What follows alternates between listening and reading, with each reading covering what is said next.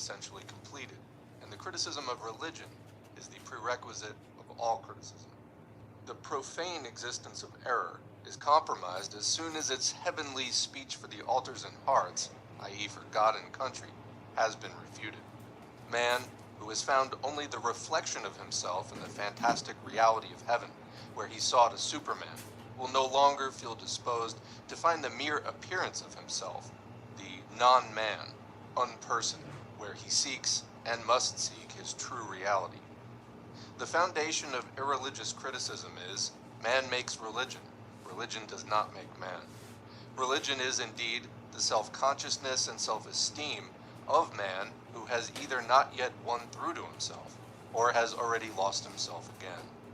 But man is no abstract being squatting outside of the world.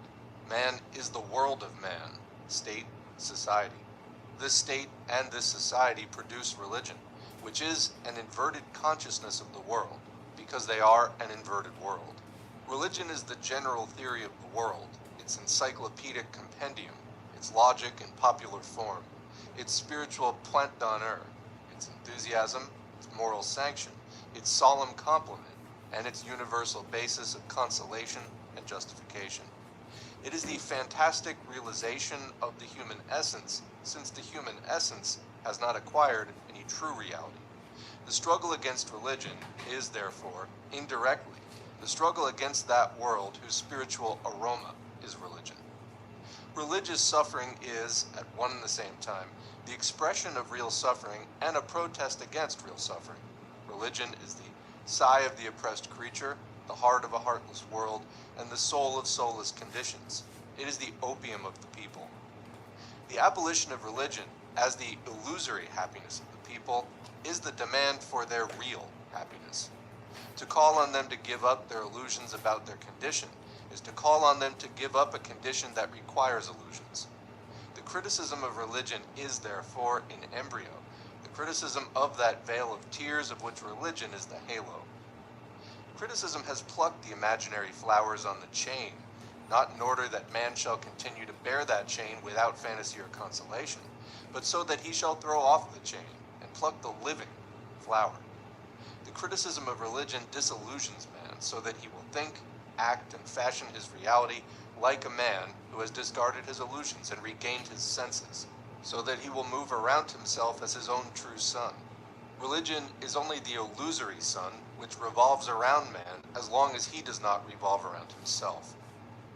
It is therefore the task of history, once the other world of truth has vanished, to establish the truth of this world.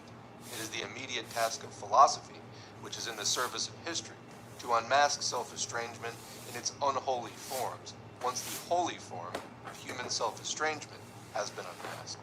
Thus, the criticism of heaven turns into the criticism of earth, the criticism of religion into the criticism of law, and the criticism of theology into the criticism of politics. The following exposition, and editor's note, a full-scale critical study of Hegel's philosophy of right, was supposed to follow this introduction. A contribution to this undertaking concerns itself not directly with the original, but with a copy, with the German philosophy of the state and of law. The only reason for this is that it is concerned with Germany. If we were to begin with the German status quo itself, the result, even if we were to do it in the only appropriate way, i.e. negatively, would still be an anachronism. Even the negation of our present political situation is a dusty fact in the historical junk room of modern nations. If I negate powdered pigtails, I am still left with unpowdered pigtails.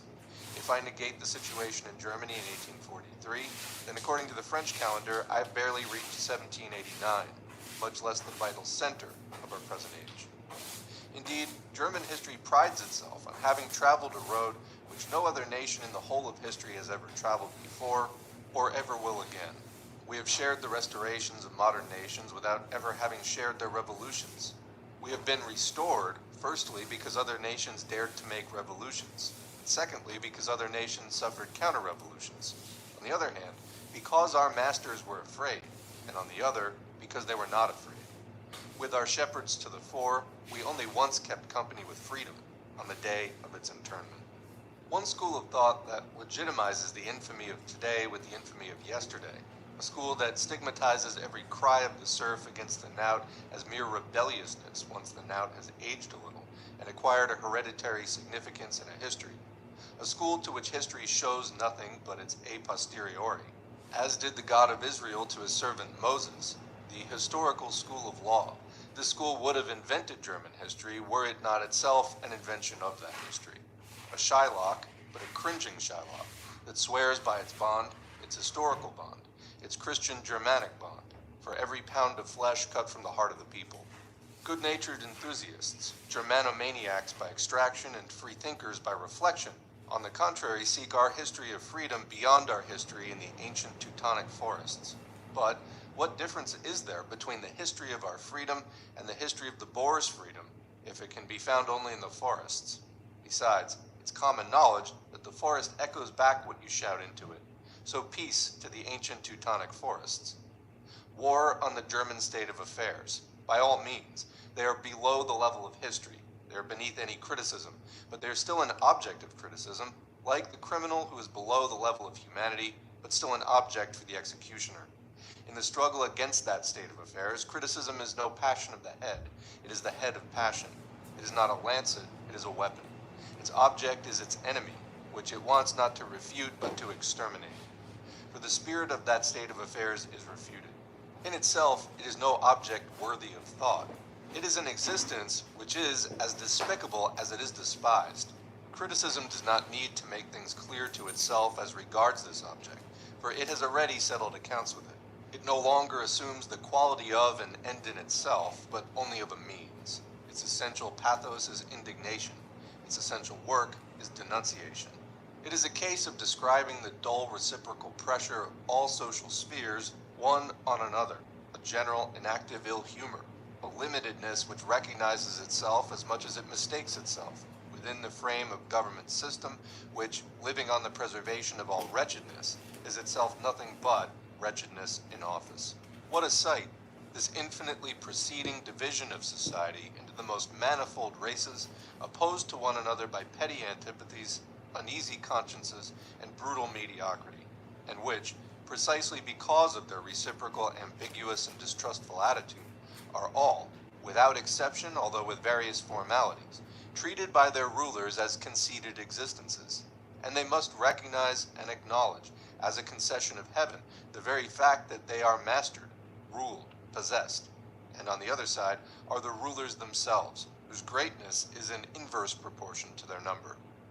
Criticism dealing with this content is criticism in a hand-to-hand fight, and in such a fight, the point is not whether the opponent is a noble, equal, interesting opponent. The point is to strike him. The point is not to let the Germans have a minute for self-deception and resignation. The actual pressure must be made more pressing by adding to it consciousness of pressure. The shame must be made more shameful by publicizing it. Every sphere of German society must be shown as the partie honteuse of German society. These petrified relations must be forced to dance by singing their own tune to them. The people must be taught to be terrified at itself in order to give it courage. This will be fulfilling an imperative need of the German nation. The needs of the nations are in themselves the ultimate reason for their satisfaction. This struggle against the limited content of the German status quo cannot be without interest even for the modern nations. For the German status quo is the open completion of the Ancien Regime, and the Ancien Regime is the concealed deficiency of the modern state. The struggle against the German political present is the struggle against the past of the modern nations, and they are still burdened with reminders of that past. It is instructive for them to see the Ancien Regime, which has been through its tragedy with them, playing its comedy as a German revenant. Tragic indeed was the pre-existing power of the world, and freedom on the one hand was a personal notion. In short, as long as it believed and had to believe in its own justification, as long as the Ancien Regime, as an existing world order, struggled against a world that was only coming into being, there was on its side a historical error, not a personal one. That is why its downfall was tragic. On the other hand, the present German regime, an anachronism, a flagrant contradiction of generally recognized axioms. The nothingness of the Ancien Regime exhibited to the world only imagines that it believes in itself, and demands that the world should imagine the same thing. If it believed in its own essence, Would it try to hide that essence under the semblance of an alien essence and seek refuge in hypocrisy and sophism? The modern Ancien regime is rather only the comedian of a world order.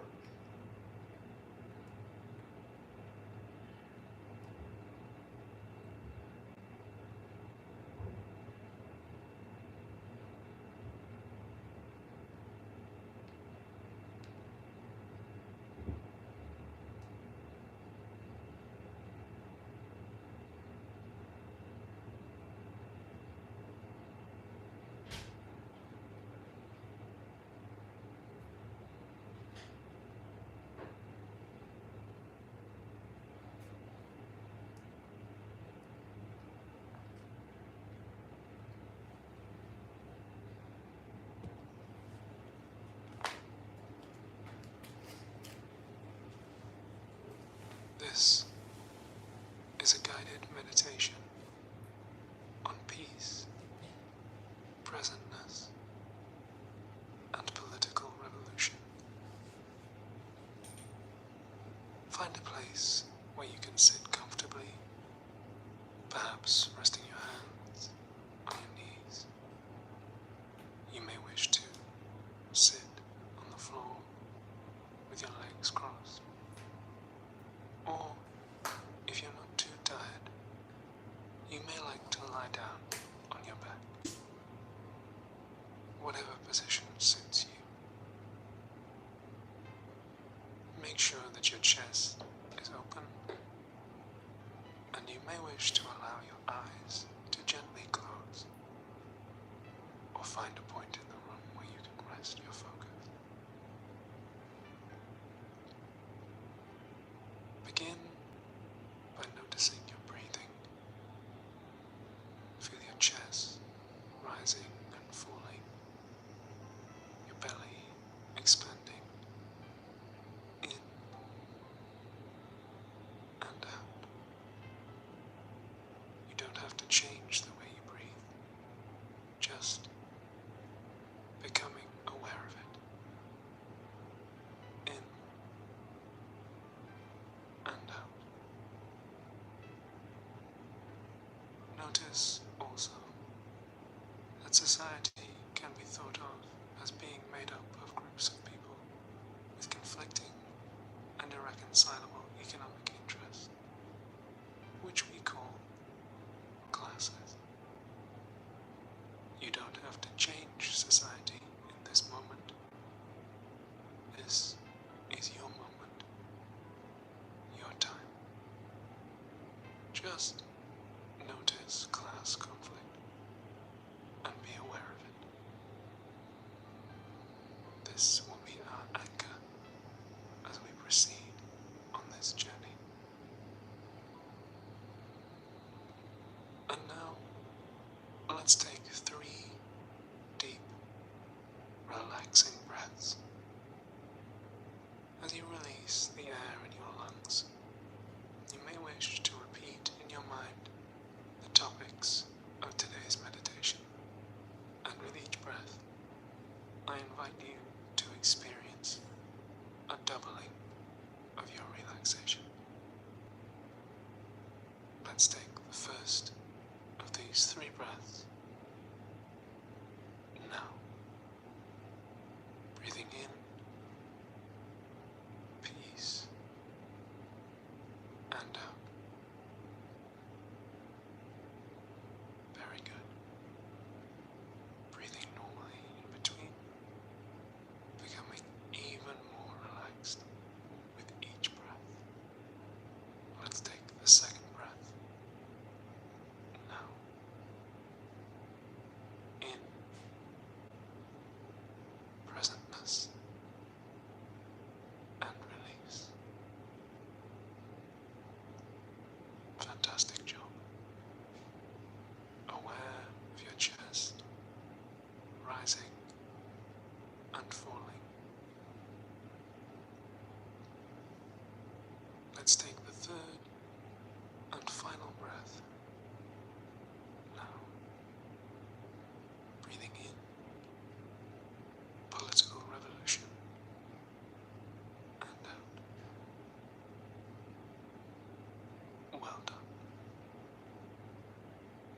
Don't worry if your breathing doesn't match the sound of my voice.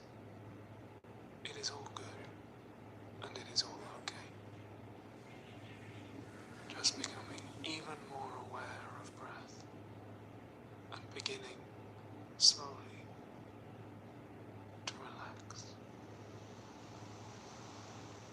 As we breathed those 3 relaxing breaths, you may have noticed a slight tingling sensation spreading from the top of your head down through your shoulders, arms, chest, right out the tips of your toes.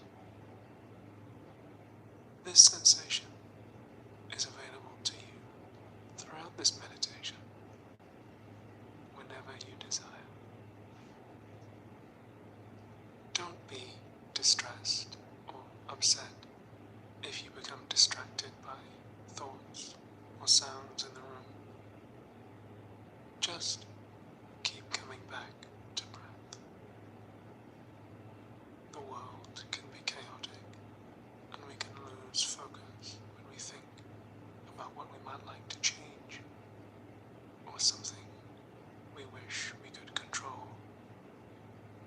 But just invite yourself to come back to breath and the model of class conflict. Breathing in and out. As you sink deeper and deeper into this relaxed state of awareness, you may begin to notice the position of your body, the surfaces you are in contact with, the temperature of the room. And you may also notice your body's position in the system of global capitalism. And the air continues to flow, becoming even more relaxed, even more aware.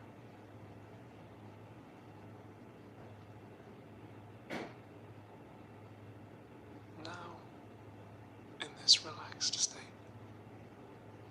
we are ready to consider the revolution. As you breathe in and out, receive an invitation to the idea that revolution will look different for you if you are in a bourgeois nation enriched by global capitalism than it might for someone in a country impoverished by it. Returning always to breath and class conflict. When we think about revolution, we may imagine it as destructive or violent. We may conjure images of past revolutions that we think fell short, or make jokes about sending landlords and capitalists to violent ends. We may shy away from this image, whether because we are liberals rather than socialists, or because we were raised in liberal capitalist societies that maintain a hold on our thoughts, or perhaps out of compassion and love for our fellow human beings, whoever they may be.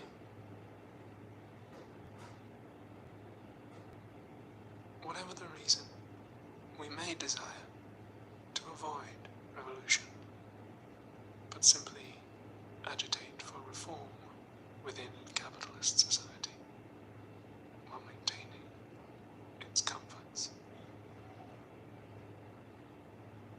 But although revolution means a break with the old ways of doing things, it need not be fundamentally destructive, but instead an act of creation.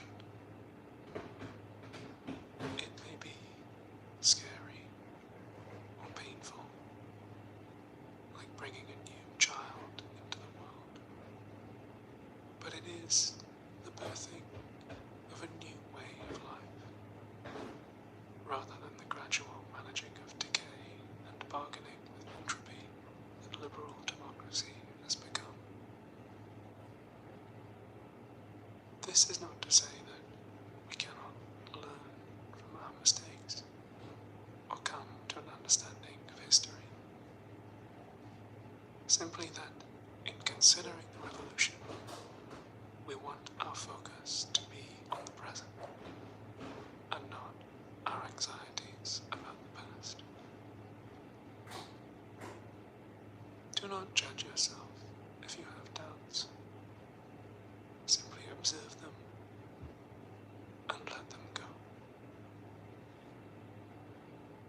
We may become anxious or depressed when we ruminate on the past and witness the destruction and pain that can seem to surround us. We can be upset by the wickedness of others and wonder how it is that human beings can have done so many awful things to each other or the planet. Conversely, we may rejoice at small changes that we have managed to win in the past through elections and trade unions in the struggle for a fairer world.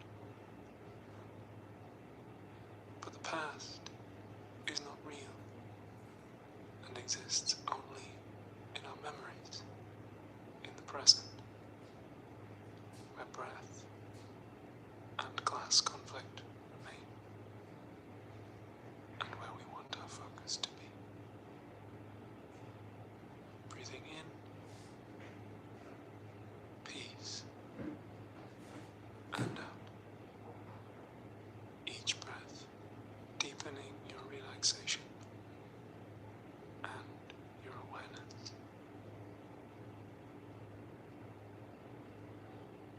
When we are not dwelling on the past, we often project our thoughts about revolution into the future, as if it will be some messianic event, waiting just out of reach, that will save us from the frightening things in our world.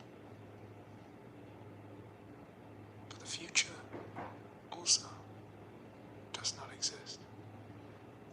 It is only anticipation in the present moment.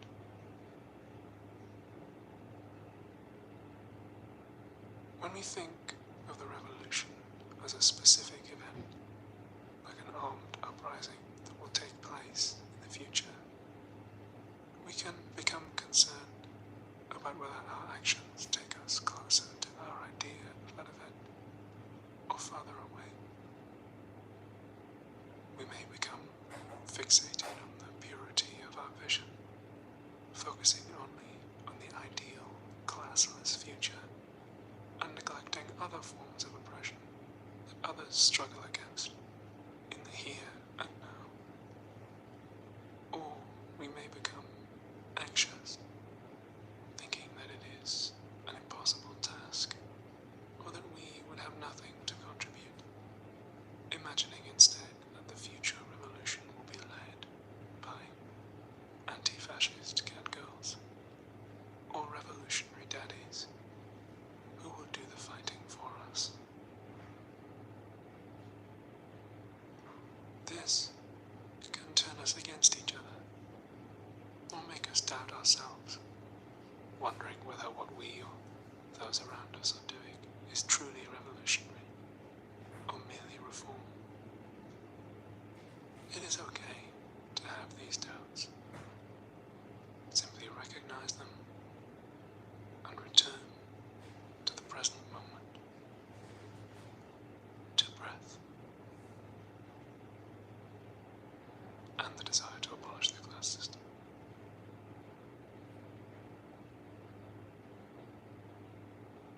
By noticing and letting go of doubts, and not judging ourselves or others for having them, we become prepared to take and wield power in the present, to neither retreat into ruminating on how we have been hurt in the past by the current political system, nor project our desire for change onto imaginary future heroes, but instead, in the present moment, to realize the energy inside of ourselves that we can use to lead the revolution. Now, breathing in presentness and out.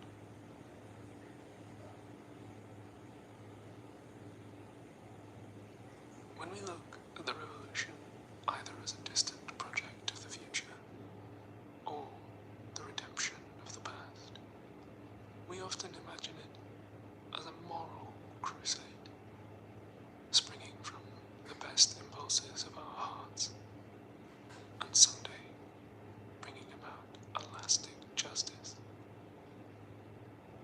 But this way of thinking can also bind us and stop us from seeing a way forward in the present.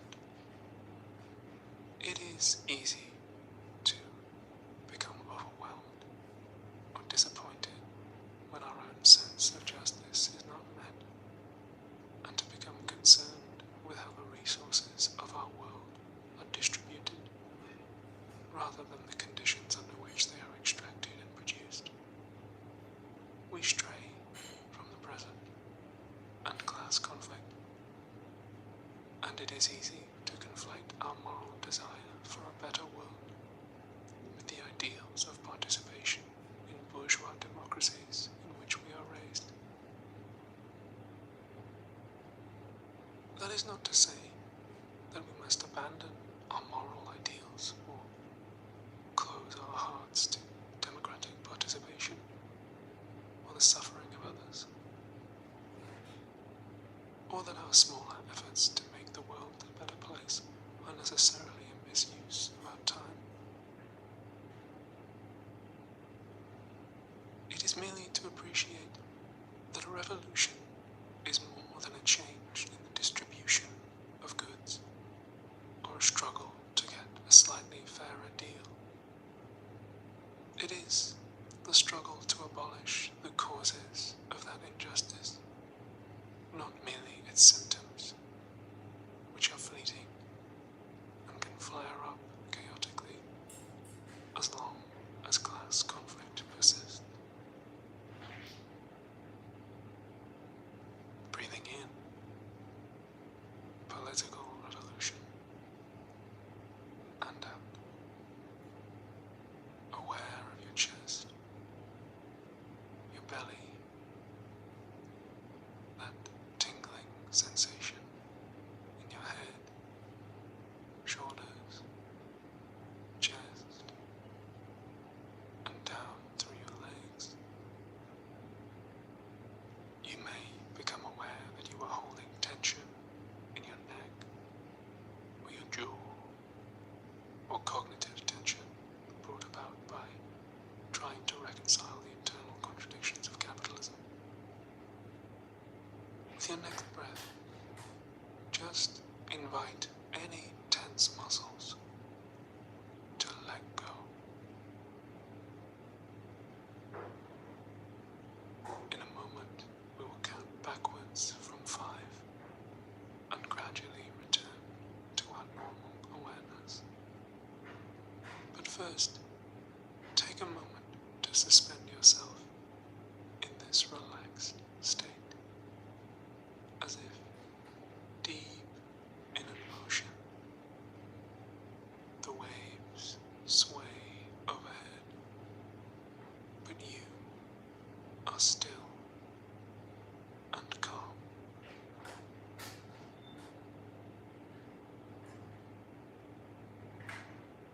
And now we will begin to surface with 5 short phrases.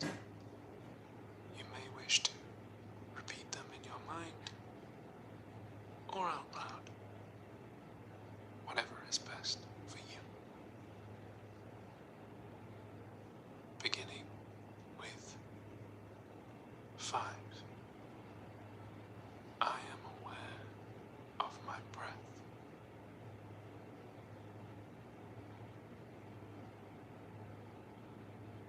And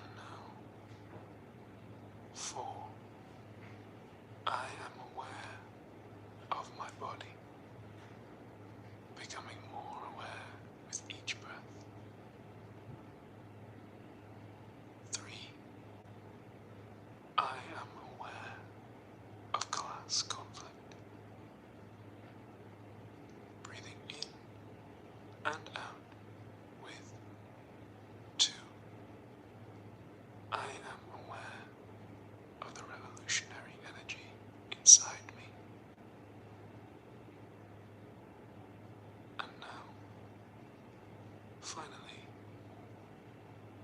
1.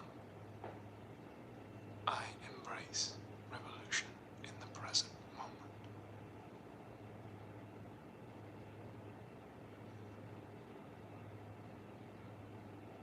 Fantastic job. If you wish, you can stay in this relaxed state for as long as you desire. Or you may wish to continue your day renewed with this energy. Just remember to allow your awareness to always return to breath and the present moment. And the desire to abolish the class system.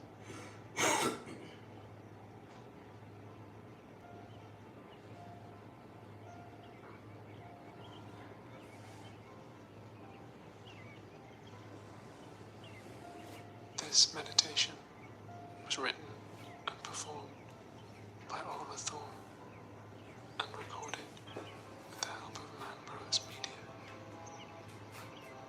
Patreon.com/philosophytube is where you can support the show and find a list of the generous patrons who make it possible.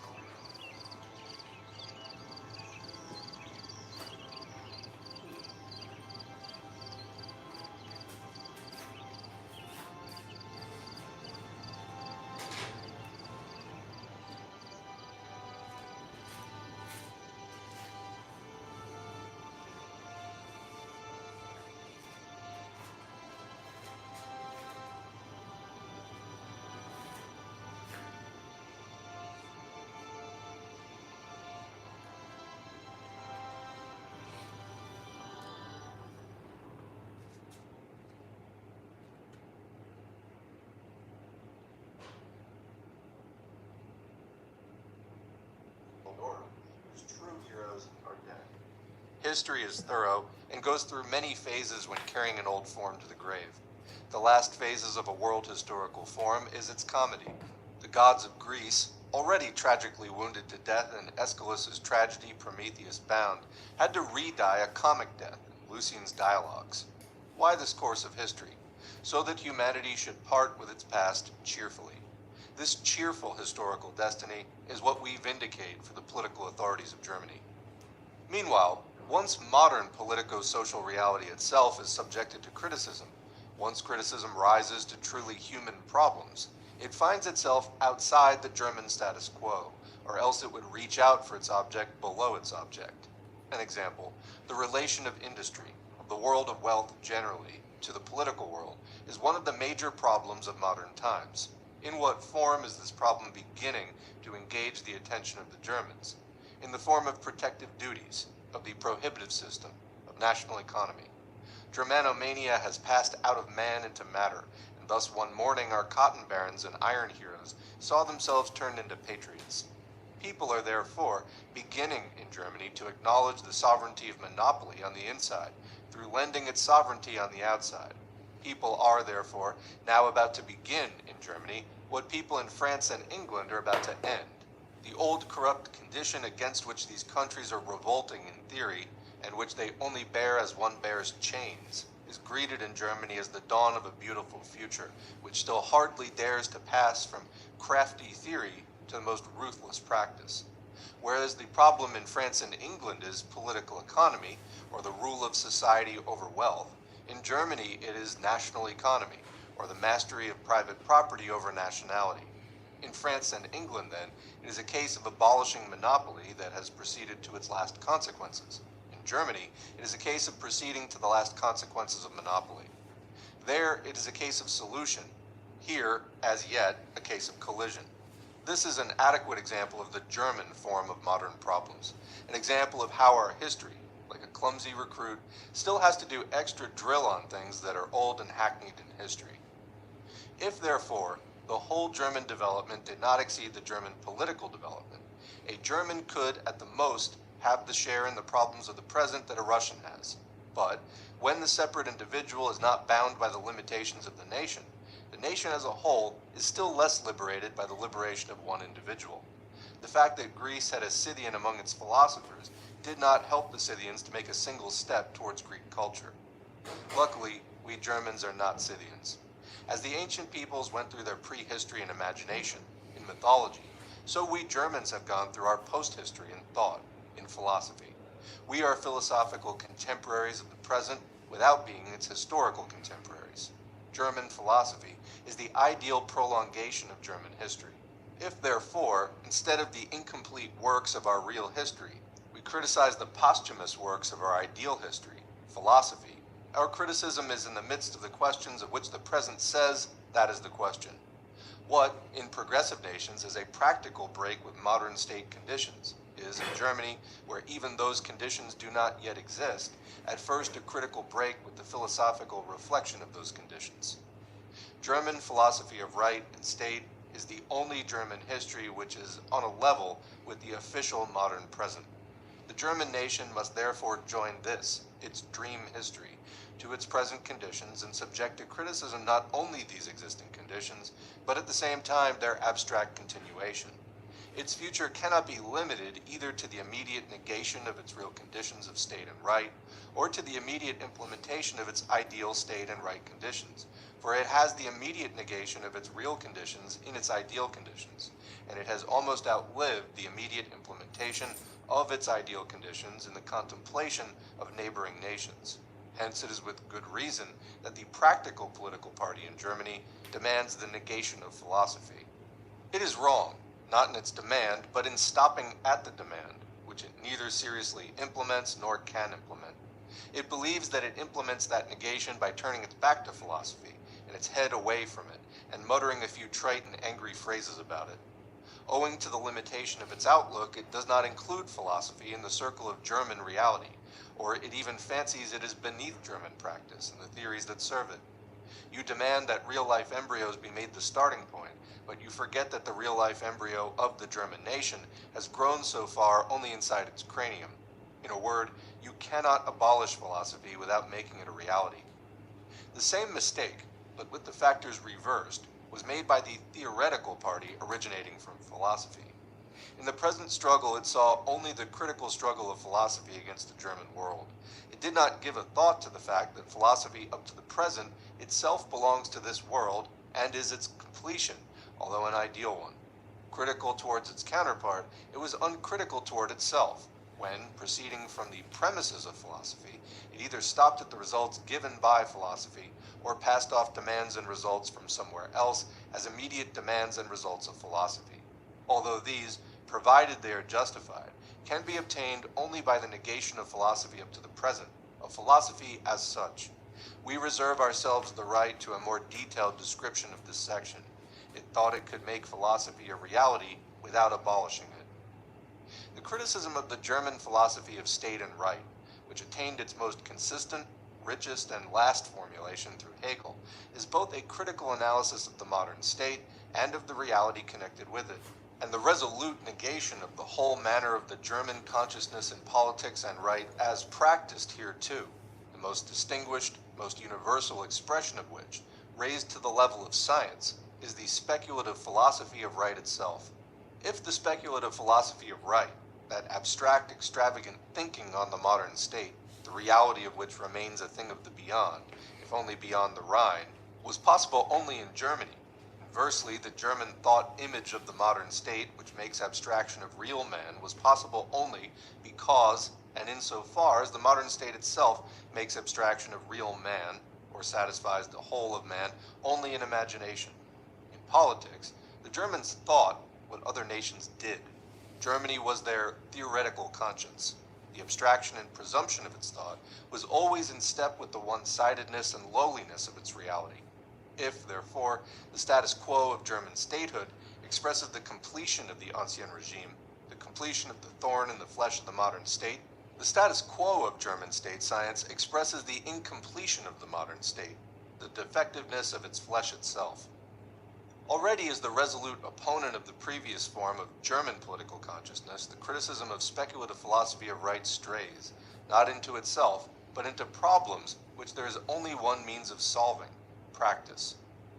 It's asked, can Germany attain a practice at the lofty level of principles, i.e. a revolution which will raise it not only to the official level of modern nations, but to the height of humanity, which will be the near future of those nations. The weapon of criticism cannot, of course, replace criticism of the weapon. Material force must be overthrown by material force. But theory also becomes a material force as soon as it has gripped the masses. Theory is capable of gripping the masses as soon as it demonstrates ad hominem, to the person, and it demonstrates ad hominem as soon as it becomes radical. To be radical is to grasp the root of the matter, but for man, the root is man himself. The evident proof of the radicalism of German theory, and hence of its practical energy, is that it proceeds from a resolute positive abolition of religion. The criticism of religion ends with the teaching that man is the highest essence for man, hence with the categoric imperative to overthrow all relations in which man is a debased, enslaved, abandoned, despicable essence, relations which cannot be better described than by the cry of a Frenchman when it was planned to introduce a tax on dogs. Poor dogs, they want to treat you like human beings.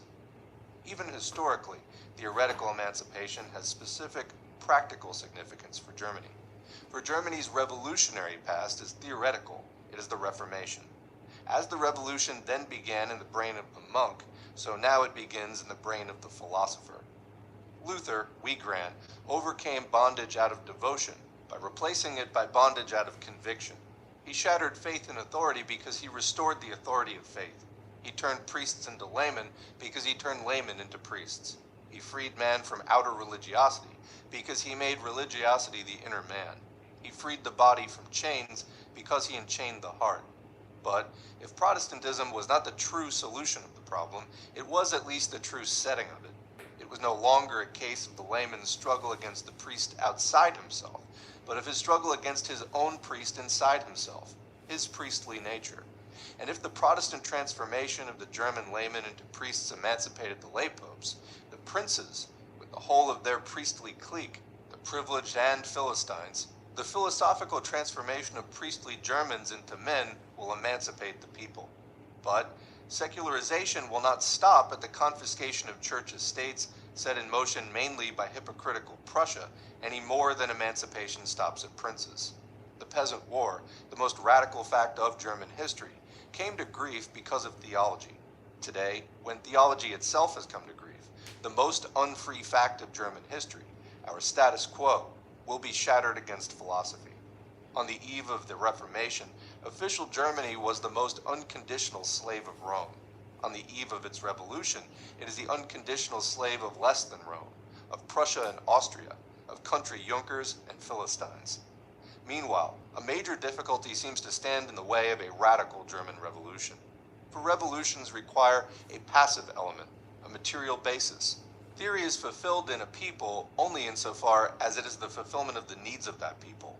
But will the monstrous discrepancy between the demands of German thought and the answers of German reality find a corresponding discrepancy between civil society and the state, and between civil society and itself? Will the theoretical needs be immediate practical needs? It is not enough for thought to strive for realization. Reality must itself strive towards thought. But Germany did not rise to the intermediary stage of political emancipation at the same time as the modern nations. It has not yet reached in practice the stages which it has surpassed in theory. How can it do a somersault, not only over its own limitations, but at the same time over the limitations of the modern nations, over limitations which it must in reality feel and strive for, as for emancipation from its real limitations? Only a revolution of radical needs can be a radical revolution. It seems that precisely the preconditions and ground for such needs are lacking. If Germany has accompanied the development of the modern nations only with the abstract activity of thought, without taking an effective share in the real struggle of that development, it has, on the other hand, shared the sufferings of that development, without sharing in its enjoyment or its partial satisfaction. To the abstract activity on the one hand corresponds the abstract suffering on the other. That is why Germany will one day find itself on the level of European decadence before ever having been on the level of European emancipation. It will be comparable to a fetish worshiper, pining away with the diseases of Christianity. If we now consider the German governments, we find that because of the circumstances of the time, because of Germany's condition, because of the standpoint of German education, and finally, under the impulse of its own fortunate instinct, they are driven to combine the civilized shortcomings of the modern state world, the advantages of which we do not enjoy, with the barbaric deficiencies of the Ancien Regime, which we enjoy in full. Hence, Germany must share more and more, if not in the reasonableness, at least in the unreasonableness of those state formations which are beyond the bounds of its status quo. Is there in the world, for example, a country which shares so naively in all the illusions of constitutional statehood without sharing in its realities as so-called constitutional Germany? And was it not perforce the notion of a German government to combine the tortures of censorship with the tortures of the French September laws, anti-press laws from 1835, which provide for freedom of the press? As you could find the gods of all nations in the Roman pantheon, so you will find in the Germans' Holy Roman Empire all the sins of all state forms. That this eclecticism will reach a so far unprecedented height is guaranteed in particular by the political aesthetic gourmanderie of a German king, Frederick William IV, who intended to play all the roles of monarchy, whether feudal or democratic, if not in the person of the people, at least in his own person, and if not for the people, at least for himself. Germany, as the deficiency of the political present constituted a world of its own, will not be able to throw down the specific German limitations without throwing down the general limitation of the political present. It is not the radical revolution, not the general human emancipation, which is a utopian dream for Germany, but rather the partial, the merely political revolution, the revolution which leaves the pillars of the house standing. On what is a partial, a merely political revolution based? On part of civil society emancipating itself and attaining general domination, on a definite class proceeding from its particular situation, undertaking the general emancipation of society.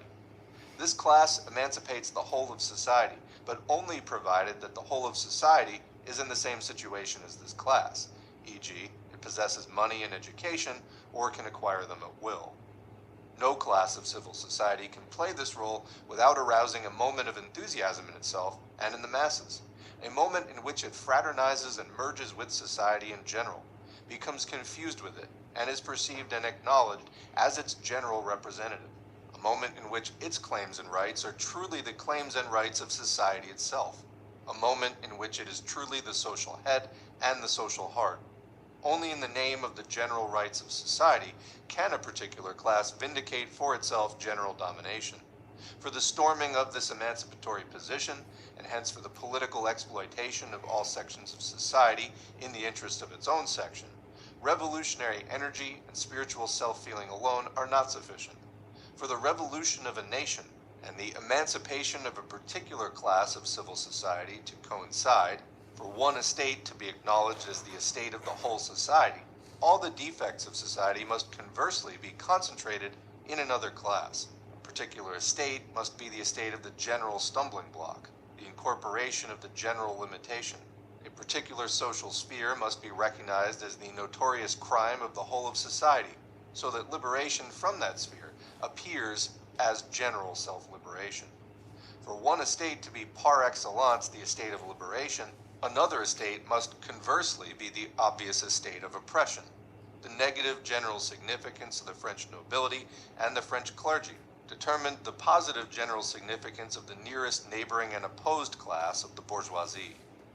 But no particular class in Germany has the constituency, the penetration, the courage, or the ruthlessness that could mark it out as the negative representative of society. No more has any estate the breadth of soul that identifies itself, even for a moment, with the soul of the nation, the geniality that inspires material might to political violence, or that revolutionary daring which flings at the adversary the defiant words, "I am nothing but I must be everything." The main stem of German morals and honesty, of the classes as well as of individuals, is rather that modest egoism which asserts its limitedness and allows it to be asserted against itself. The relation of the various sections of German society is therefore not dramatic, but epic. Each of them begins to be aware of itself and begins to camp beside the others with all its particular claims, not as soon as it is oppressed, but as soon as the circumstances of the time, without the section's own participation, creates a social substratum on which it can in turn exert pressure. Even the moral self-feeling of the German middle class rests only on the consciousness that it is the common representative of the Philistine mediocrity of all the other classes. It is therefore not only the German kings who accede to the throne, mal à propos, it is every section of civil society which goes through a defeat before it celebrates victory and develops its own limitations before it overcomes the limitations facing it, asserts its narrow-hearted essence before it has been able to assert its magnanimous essence. Thus, the very opportunity of a great role has passed away before it is to hand, and every class, once it begins the struggle against the class opposed to it, is involved in the struggle against the class below it. Hence, the higher nobility is struggling against the monarchy, the bureaucrat against the nobility, and the bourgeois against them all, while the proletariat is already beginning to find itself struggling against the bourgeoisie. The middle class hardly dares to grasp the thought of emancipation from its own standpoint when the development of the social conditions and the progress of political theory already declare that standpoint antiquated, or at least problematic. In France, it is enough for somebody to be something for him to want to be everything. In Germany, nobody can be anything if he is not prepared to renounce everything.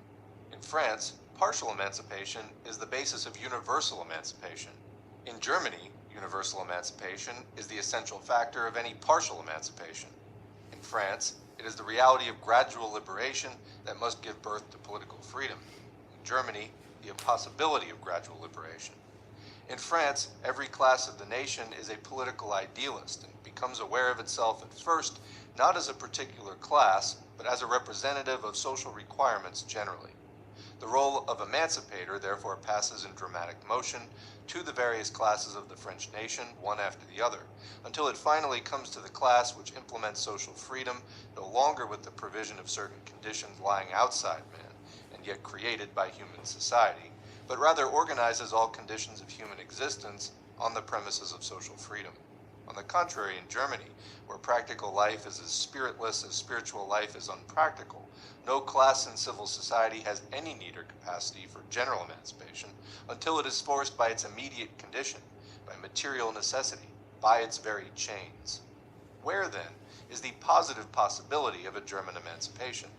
Answer: in the formulation of a class with radical chains, a class of civil society which is not a class of civil society, an estate which is the dissolution of all estates, a sphere which has a universal character by its universal suffering, and claims no particular right because no particular wrong, but wrong generally, is perpetuated against it, which can invoke no historical but only human title, which does not stand in any one-sided antithesis to the consequences, but an all-around antithesis to the premises of German statehood, a sphere finally which cannot emancipate itself without emancipating itself from all other spheres of society, and thereby emancipating all other spheres of society, which in a word is the complete loss of man, and hence can win itself only through the complete re-winning of man. This dissolution of society as a particular estate is the proletariat. The proletariat is beginning to appear in Germany as a result of the rising industrial movement, for it is not the naturally arising poor, but the artificially impoverished, not the human masses mechanically oppressed by the gravity of society, but the masses resulting from the drastic dissolution of society, mainly of the middle estate, that form the proletariat, although, as is easily understood, the naturally arising poor and the Christian Germanic serfs gradually do join its ranks. By heralding the dissolution of the hereto existing world order, the proletariat merely proclaims the secret of its own existence, for it is the factual dissolution of that world order. By demanding the negation of private property, the proletariat merely raises to the rank of a principle of society what society has raised to the rank of its principle, what is already incorporated in it as the negative result of society without its own participation. The proletarian then finds himself possessing the same right in regard to the world which is coming into being as the German king in regard to the world which has come into being when he calls the people his people, as he calls the horse his horse. By declaring the people his private property, the king merely proclaims that the owner of property is king. As philosophy finds its material weapon in the proletariat, so the proletariat finds its spiritual weapon in philosophy. And once the lightning of thought has squarely struck this ingenuous soil of the people, the emancipation of the Germans into men will be accomplished. Let us sum up the result. The only liberation of Germany which is practically possible is liberation from the point of view of that theory which declares man to be the supreme being for man. Germany can emancipate itself from the Middle Ages only if it emancipates itself at the same time from the partial victories over the Middle Ages. In Germany, no form of bondage can be broken without breaking all forms of bondage. Germany, which is renowned for its thoroughness, cannot make a revolution unless it is a thorough one. The emancipation of the German is the emancipation of man. The head of this emancipation is philosophy, its heart, the proletariat. Philosophy cannot realize itself without the transcendence of the proletariat, and the proletariat cannot transcend itself without the realization of philosophy. When all the inner conditions are met, the day of the German resurrection will be heralded by the crowing of the cock of Gaul.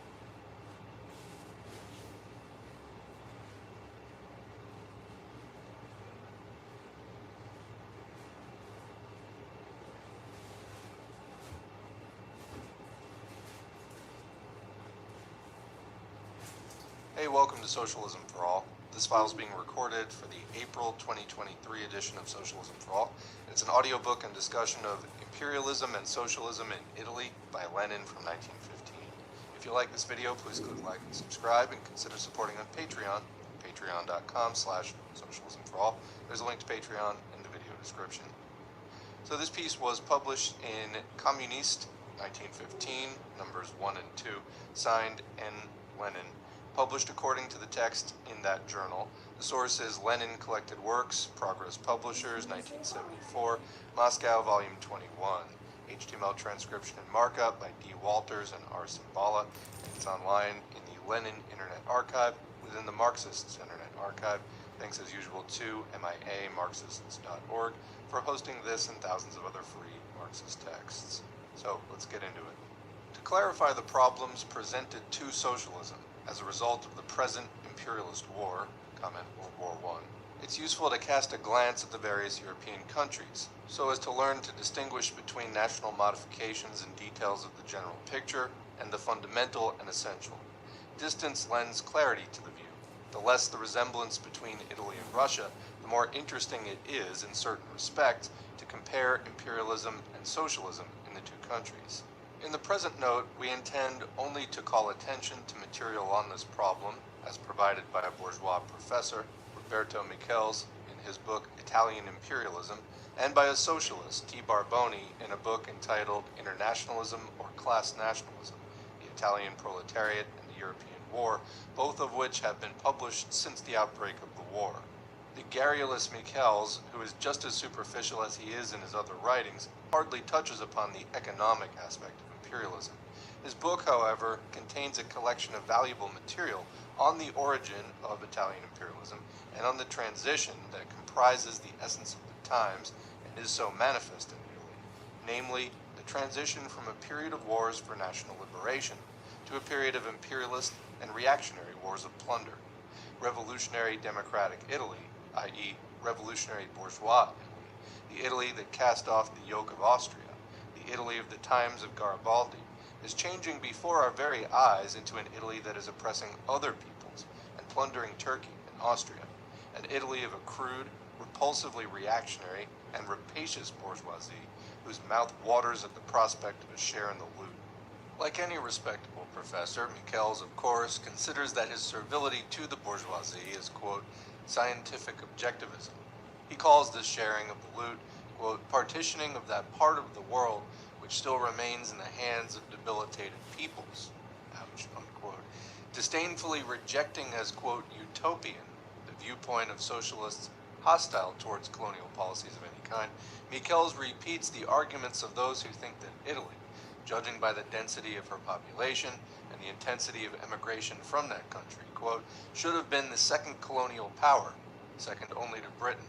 Michels repudiates by a reference to Britain the argument that 40% of the Italian people are illiterate, and that even today cholera riots, etc. take place there.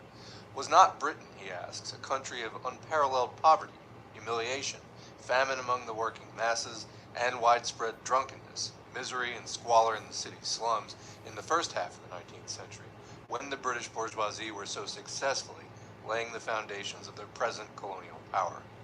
It must be admitted that, from the bourgeois standpoint, this argument is unassailable. Colonial policies and imperialism are not unsound, but curable disorders of capitalism, the way Philistines think, together with Kautsky. They are an inevitable consequence of the very foundations of capitalism.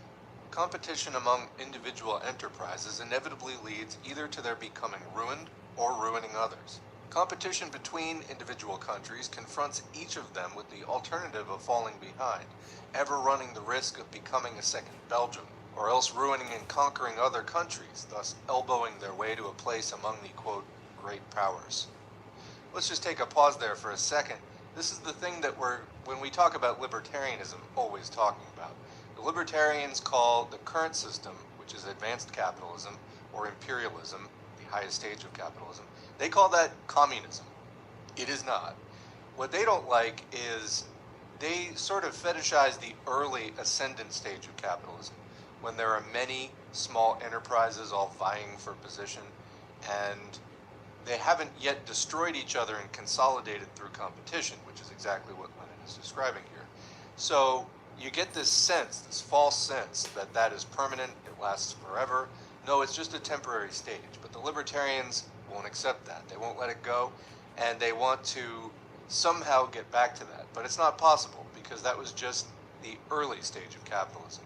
Trying to explain this to them, however, is nearly impossible due to the irrationality and willful ignorance that they tend to exhibit. But this is key. What Lenin is pointing out here is that within an individual capitalist country, there's competition among individual enterprises, and inevitably that leads either to their becoming ruined or ruining others. There are winners and losers in that competition. The winners tend to absorb the operations of the other, or at least their market share and territory. And this process really just goes in one direction. Overall, it does not go backward.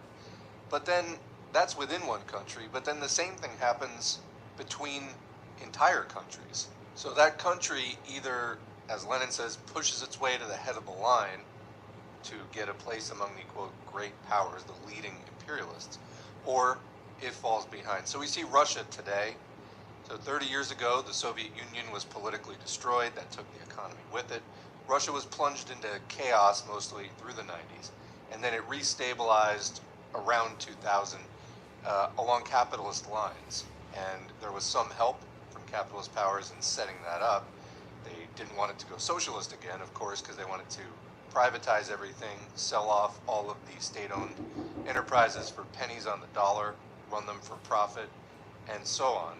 And Russia now, having run for about 20-some years on capitalist lines, is getting big enough that it's trying to elbow its way up to that place